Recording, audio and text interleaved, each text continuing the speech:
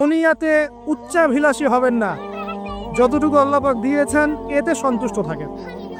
আমার 2 তলা বাড়ি আছে ভাই, আমার কিন্তু নাই, বলছি আর কি। মনে করেন আমার 2 তলা বাড়ি আছে, আপনি এতে সন্তুষ্ট থাকেন। আপনার একজন স্ত্রী আছে, সন্তুষ্ট থাকে। আপনার একটা সুন্দর ব্যবসা আছে, সন্তুষ্ট থাকে। আপনার এই 1 বিঘা জমি আছে, সন্তুষ্ট থাকেন। আল্লাহ যা দিয়েছেন এতে সন্তুষ্ট থাকেন, আল্লাহ আরো বাড়াই দিবে এসব। অসন্তুষ্ট থাকলে আপনার মনটা অস্থির হয়ে থাকবে, কিভাবে আরো বাড়াবো আরো বাড়াবো। দুনিয়ার নেশা যাকে পেয়ে বসবে তার মন কঠিন হয়ে যাবে। দুনিয়ার নেশা যাকে পেয়ে বসবে তার মন কঠিন হয়ে যাবে। আর যার মন কঠিন হয়ে যাবে তার মনের মধ্যে মৃত্যুর ভয় আসে না। আর যার মনে মৌতের ভয় আসে না তার মনে আল্লাহর নূরও আসে না। আল্লাহর নূর যার কলমে আসে না তার অন্তরে তাসকিয়া আসে। বুঝতে পারলাম? তাসকিয়া কেন আসে না? দুনিয়া পূজার কারণে আসে না। ব্যাস, যতটুকু আল্লাহ দিয়েছেন আমি সন্তুষ্ট। এটাকে কিভাবে আল্লাহর নিয়ামতের শুকরিয়া আদায় করা যায় এই চেষ্টা করতে হবে। বেশি বেশি আল্লাহর নিয়ামতের শুকরিয়া আদায় করবো ইনশাআল্লাহ, আল্লাহ পাক নিয়ামত বাড়িয়ে দিবেন ইনশাআল্লাহ। আল্লাহ বলেছেন লা ইন শাকারতুম লাযিদান্নাকুম, তুমি খালি শুকরিয়া আদায় করো আমি নিয়ামত বাড়িয়ে দেব ইনশাআল্লাহ। আল্লাহ পাক আমাদের সবাইকে আল্লাহ পাকের নিয়ামতের শুকরিয়া আদায় করার তৌফিক দান করুন। মনের মধ্যে এই হিংসা, বিদ্বেষ, রিয়া, অহংকার দূর করার তৌফিক দান। সবার মধ্যে ভালো যেটা আছে নিয়ে নিবেন, খারাপটা ছেড়ে দিবেন। আর 2টো জিনিস বলে শেষ করে, সেটা হলো অতিরিক্ত খাওয়া, অতিরিক্ত ঘুম, অতিরিক্ত কথাবার্তা বন্ধ করতে হবে। বুঝতে পারেন ভাই?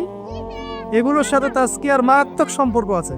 আমি নিজে ফিল করতেছি। শোন, যেদিন খুব বেশি ভোজন হয়ে গেছে সেদিন ঘুম হয় বেশি, ইবাদতের স্বাদ কমে যায়, নামাজে উঠতে অলসতা লাগে।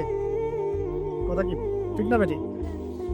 অলসতা লাগে। বেশি খাওয়া, বেশি মানে ঘুমানো, বেশি হাসাহাসি করা, বেশি ঠাট্টা মশকরা করা, বেশি কথা বলা, বেশি মানুষের সাথে মেলামেশা করা, এগুলো কলবকে শক্ত করে। এই কথাগুলো কিন্তু সরাসরি হয়তো কোনো জায়গায় এভাবে পাবেন না, কিন্তু আমি আপনাকে সাজিয়ে গুছিয়ে বলার চেষ্টা করছি। বেশি বেশি কথা যারা বলে মন বাচাল, মন শক্ত হয়ে যায়। এখন তো বাচালতার যুগ চলছে। টিভি খুললেই টকশো খালি বক বক বক বক বক বক, মানে টকশো করতে করতে দেশের জিডিপি বাড়ায়, দেশকে একদম আমেরিকার পর্যায়ে নিয়ে চলে গেছে। ভাব পারে আমার কিছু বুদ্ধিজীবী সলিউশন নাই, কিন্তু খালি বক বক বক বক বক বক। কোনো মডারেটর আসে, ও আবার বিতর্ক উস্কে দেয়। কিছু অনলাইন প্ল্যাটফর্ম থাকে, ও আবার মজা, এটাই তার বিজনেস, কারণ যত ভিউ হবে তত ডলার। এখানে ওর স্বার্থ, এটা সব স্বার্থ, সবই স্বার্থে হচ্ছে এখন, স্বার্থ আর স্বার্থ। ঠিক আছে? তো এত বেশি কথার দরকার নাই। আমরা জাতি হিসেবে কাজ করে দেখাবো ইনশাআল্লাহ। আমাদের সামনে কোরআন আছে, সুন্নাহ আছে, একটা ইসলাম প্রেমী জনগণ আছে, আমাদের তো তারুণ্যের শক্তি আছে, আমাদেরকে আল্লাহ শারীরিক শক্তি দিয়েছেন, মানসিক বুদ্ধিদীপ্ত একটা অবস্থান দিয়েছেন, আমাদের মাশাআল্লাহ ভালো নেতৃবর্গ আছে। ঐক্যবদ্ধভাবে আমরা ইসলামকে নিয়ে বিশ্ব জয় করব। এত কথা নাই, খালি কাজ হবে ইনশাআল্লাহ। এত কথা কিসে? পারমাণবিক বোমা তৈরি করা হয়েছে একটাও? বলেন তো দেখি। কিম জং উন নাম শুনেছেন কিনা? নাম কি?